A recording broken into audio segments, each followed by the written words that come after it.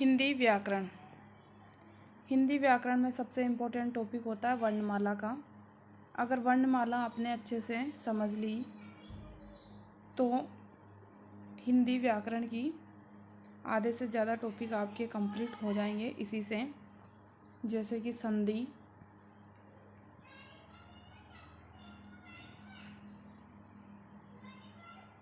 प्रत्यय,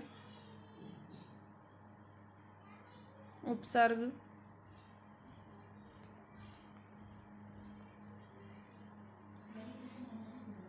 समास,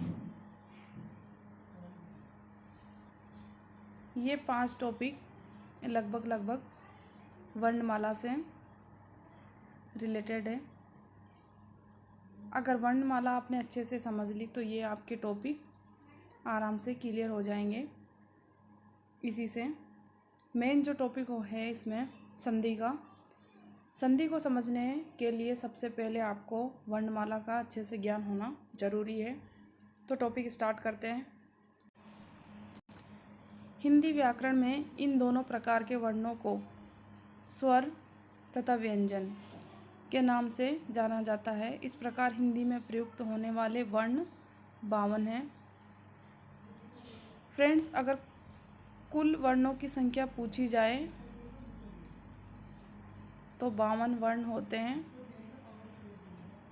अगर आपसे पूछा जाए कि हिंदी में कितने वर्ण हैं तो टोटल वर्ण आते हैं 44। वो कैसे मैं आपको बताऊंगी। सबसे पहले देखते हैं स्वर। स्वरों की संख्या होती है 11। अ, आ, ई, बड़ी ई, उ, बड़ा उ, री। इसमें एक छूट गया है, ए भी होता है। ए, आई, ओ, औ। इस तरीके से स्वरों की संख्या होती है 11। व्यंजन की अगर बात की जाए, टोटल व्यंजनों की संख्या होती है 25। क वर्ग, च वर्ग, ट वर्ग, त वर्ग, प वर्ग। प्रत्येक वर्ग में 5-5 वर्ण होते हैं। क वर्ग का देख लेते हैं। क, ख, ग, घ, ढ। च वर्ग च, छ, ज, न। ट वर्ग ट, ठ, ड, ज, न। त वर्ग त, थ, द, न। प वर्ग प, फ, ब, म। इस तरीके से यहाँ पे आप देख सकते हैं टोटल 25 वर्ण हैं। अंतःस्थ वर्ण य, र, ल, व, इनकी संख्या 4 होती है। ऊष्म व्यंजन श, श, स, ह। 4 संयुक्त व्यंजन अक्ष, त्र, ज्ञ, श्र, इनकी संख्या होती है 4।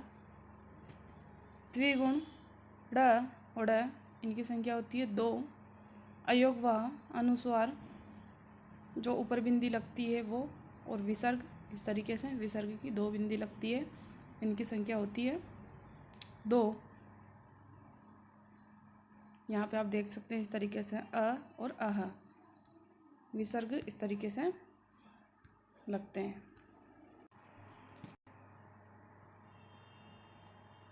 तो हिंदी में कुल वर्णों की संख्या होती है 52। सबसे पहले देख लेते हैं स्वर। जिन वर्णों का उच्चारण स्वतः होता है, जिनकी सहायता से ही व्यंजनों का उच्चारण होता है, वे वर्ण स्वर कहलाते हैं। इनकी संख्या 11 होती है। अ, आ, ई, उ, री, ए, ऐ, ओ, औ। हिंदी में अन्य स्वरों के समान री का स्वतः उच्चारण नहीं होता है, क्योंकि उसके उच्चारण में अंदर से आने वाली हवा में रुकावट होती है। अतः आजकल इसका उच्चारण री होता है, किंतु दूसरे स्वरों के समान री वर्ण तत्सम शब्दों में स्वतंत्र रूप से मात्रा के रूप में व्यंजनों के बाद में प्रयुक्त होता है, इसलिए इसकी गणना स्वरों में की जाती है। जैसे कि ऋण, तृष्णा, व्यंजन। ऐसे वर्ण जिनके उच्चारण में अन्य किसी वर्ण की सहायता होती है उन्हें व्यंजन कहा जाता है। व्यंजनों की संख्या 33 होती है। जैसे के उच्चारण में ए स्वर जुड़ा होता है इस तरीके से, तो क बनता है।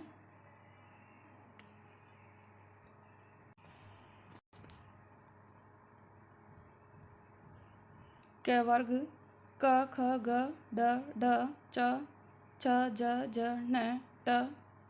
यहाँ पे आप देख सकते हैं वर्ग वाइज डिटेल दी हुई है। अब हम देखते हैं उच्चारण स्थान के आधार पर व्यंजन और स्वर।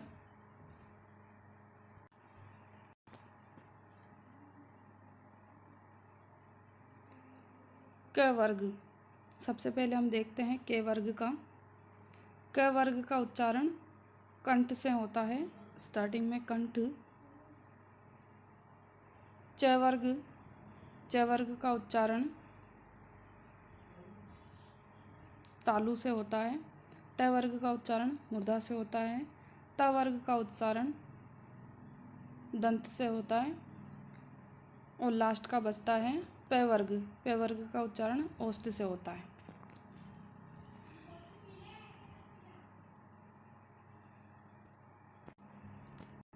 शेष जो बचते हैं व्यंजन, जैसे है का उच्चारण कंठ से, य स का उच्चारण तालु से, र से का उच्चारण मूर्धा से, ल से का उच्चारण दंत से, उ और उ का उच्चारण ओष्ठ से होता है। स्वरों की बात की जाए, ए आ का उच्चारण कंठ से, ई और बड़ी का उच्चारण तालु से, री का उच्चारण मूर्धा से।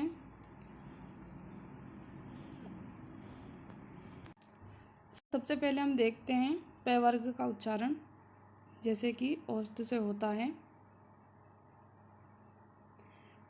प वर्ग के किसी भी व्यंजन का उच्चारण करने के लिए हमें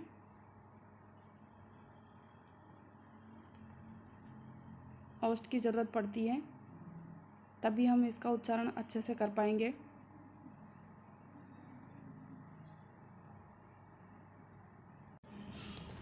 इसी तरीके से त वर्ग के सभी व्यंजनों का उच्चारण करने के लिए हमें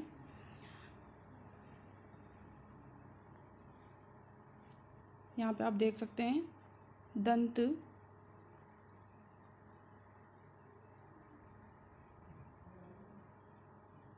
त वर्ग के किसी भी व्यंजन का उच्चारण के लिए हमें दंत की आवश्यकता होती है।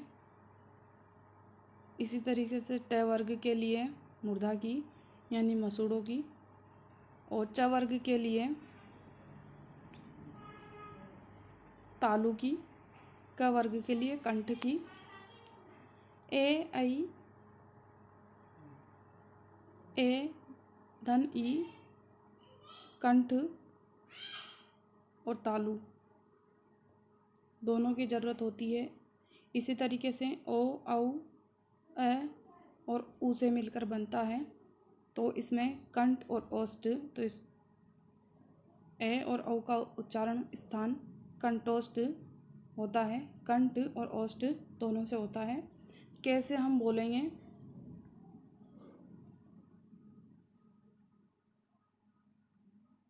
जैसे ओ और औ तो कंठोष्ठ, व का उच्चारण स्थान दंत और ओष्ठ दोनों होता है। कितने स्थानों से वर्णों का उच्चारण किया जाता है, तो 8 स्थानों से किया जाता है। देख लेते हैं। व्यंजन, ऐसे वर्ण जिनके उच्चारण में अन्य किसी वर्ण की सहायता ली जाती है उन्हें व्यंजन कहा जाता है। सबसे पहले आता है स्पर्शी व्यंजन, इनकी संख्या होती है 25। स्पर्शी व्यंजन की संख्या होती है 25। ऐसे व्यंजन जिनके उच्चारण करते समय मुख के किसी न किसी अवयव को स्पर्श करते हैं उन्हें स्पर्शी व्यंजन कहा जाता है। क से लेकर मैं तक के सभी व्यंजन स्पर्शी व्यंजन कहलाते हैं। सेकंड, ऊष्म संघर्षी व्यंजन की संख्या होती है 4। स, ह। ऐसे व्यंजन जिनका उच्चारण करते समय वायु संघर्ष करती हुई बाहर निकलती है उन्हें संघर्षी व्यंजन कहा जाता है। जैसे कि स को बोलने के लिए वायु मुख से संघर्ष करती हुई बाहर निकलती है। तीसरा आता है प्रकंपित लुंठित व्यंजन की संख्या होती है 1 और र व्यंजन होता है। प्रकंपित लुंठित व्यंजन र को कहा जाता है। ऐसे व्यंजन जिनका उच्चारण करते समय प्राणवायु या वायु कांपती हुई बाहर निकले उन्हें प्रकंपित या लुंठित व्यंजन कहा जाता है। जैसे अगर र का उच्चारण करेंगे तो प्राणवायु कांपती हुई बाहर निकलेगी, या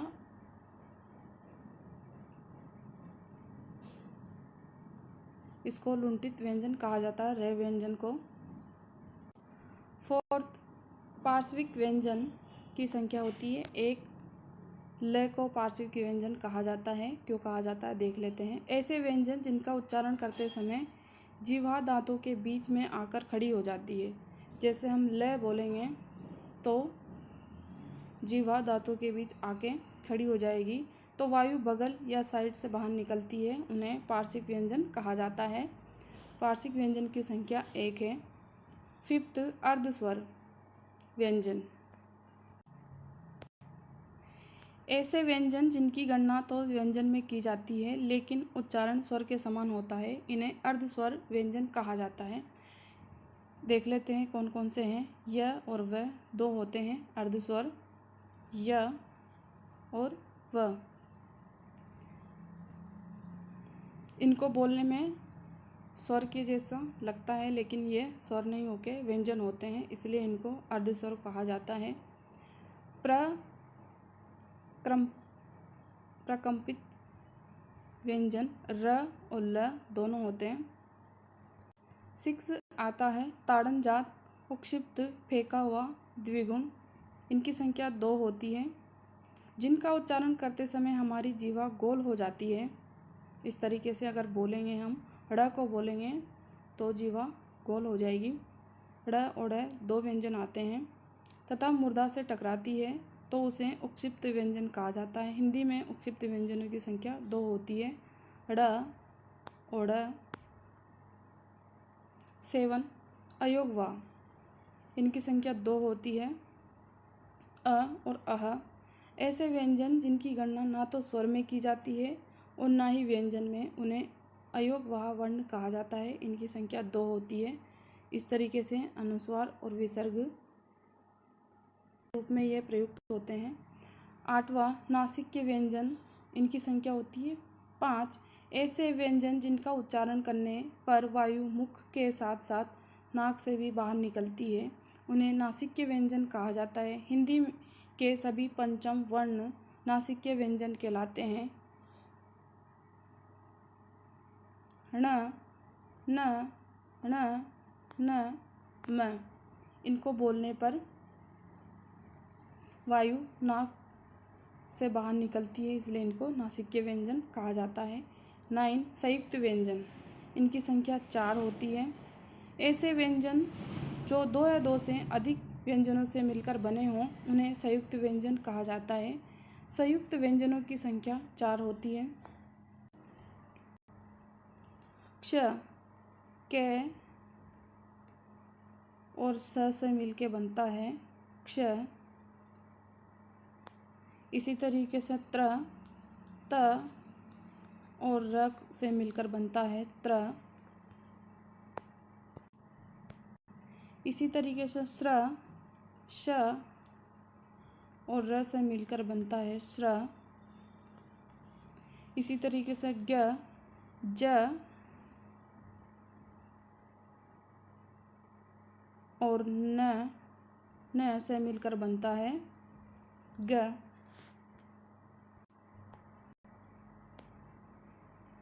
तो ऐसे व्यंजन जो 2 या 2 से अधिक व्यंजनों से मिलकर बनते हैं उन्हें संयुक्त व्यंजन कहा जाता है। संयुक्त व्यंजनों की संख्या 4 होती है। अगर पूछा जाए वर्ण की संख्या कितनी है तो 44। अगर ये पूछा जाए हिंदी में कुल वर्णों की संख्या कितनी है तो 52 होती है, क्योंकि इन सभी को भी मिला करके 52 वर्ण बनते हैं। 25 ये वाले 11 स्वर और ये सभी अंतस्थ व्यंजन उसमें संयुक्त द्विगुण अयुग्म टोटल को मिला करके 12 वर्ण होते हैं हिंदी में।